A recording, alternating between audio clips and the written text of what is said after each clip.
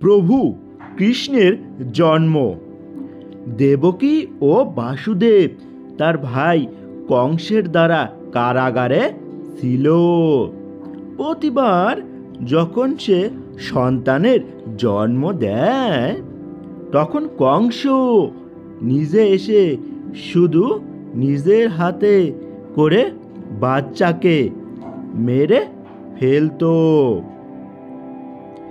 দেবকীর সপ্তম পুত্রের গর্ভপাত হয়, কিন্তু তিনি রহস্যময়ভাবে রানী রোহিণীর গর্ভে স্থানান্তরিত হন, যিনি কৃষ্ণের দাদা বলরাম হিসাবে পৃথিবীতে এসেছিলেন।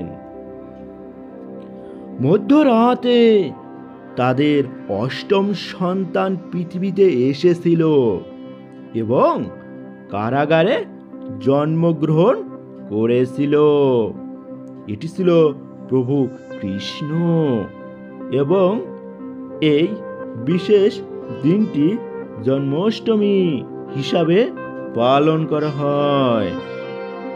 নীতি: যদি কিছু ভালো হওয়ার হয়, তা সবসময় হবে।